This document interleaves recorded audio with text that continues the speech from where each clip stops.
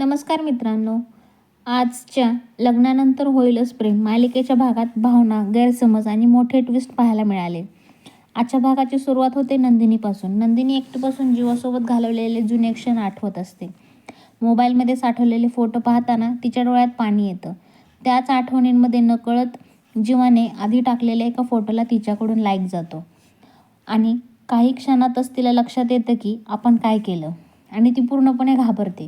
पुन्हा गैरसमज वाढू नयेत म्हणून ती जीवाला सोशल मीडियावर ब्लॉक करण्याचा निर्णय घेते. दुसरीकडे जीवा आपल्या खोलीत एकटाच नंदिनीच्या आठवणींमध्ये हरवलेला असतो. त्याने नंदिनीचे अनेक फोटो प्रिंट करून संपूर्ण रूममध्ये लावलेले असतात. तेवढ्यात मोबाईल नोटिफिकेशन वाजतं आणि नंदिनीने फोटो लाईक केल्याचं जीवाला कळतं. जीवा प्रचंड आनंदी होतो, इतका की तो एकटाच खोलीत नाचू लागतो.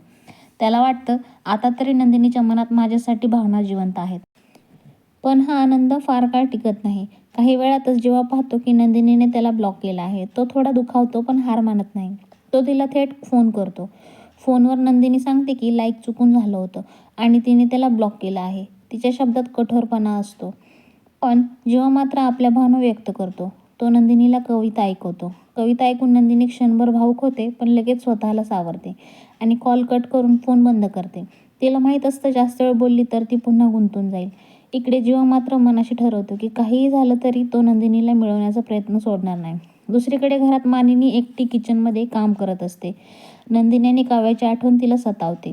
किचन ओस पडल्यासारखं वाटतं. विक्रम तिला धीर देतात आणि सांगतात की हे सगळं तात्पुरतं आहे. दोन्ही सुना लवकरच घरात येतील असा त्यांचा विश्वास असतो. विक्रमच्या शब्दांमुळे मानिनी थोडी शांत होते. यानंतर पाहायला मिळते रम्या आणि वसूचा सीन. रम्या पार्थसोबत मॉर्निंग वॉक केल्यामुळे खुश असते. तिथे पार्थबद्दलच्या भावना उघडपणे सांगते आणि ठामपणे म्हणते की पार्थला मिळवण्यासाठी ती कोणतीही किंमत मोजायला तयार आहे. वसू तिला समजवण्याचा प्रयत्न करते पण रम्या आपल्या निर्णयावर ठाम असते. आजच्या भागाच्या शेवटी मोठा ट्विस्ट पाहायला मिळतो. जीवा आजारी असल्याचं नाटक करतो आणि मानिनी नंदिनीला घरी येण्यासाठी फोन करते. नंदिनी येण्यास नकार देते पण तिच्या मनात वेगळाच विचार सुरू असतो. त्याचवेळी काव्याने पाठवलेले पार्थसाठीचे काही पार्सल येतं, ज्यामुळे सगळ्यांनाच धक्का बसतो आणि अखेरीस विक्रम काकांचा राग उफाळून येतो. जुने फोटो अचानक बाहेर आले कसे यावर ते प्रश्न उपस्थित करतात आणि सगळेच गोंधळून जातात. आता पुढच्या भागात काय होणार?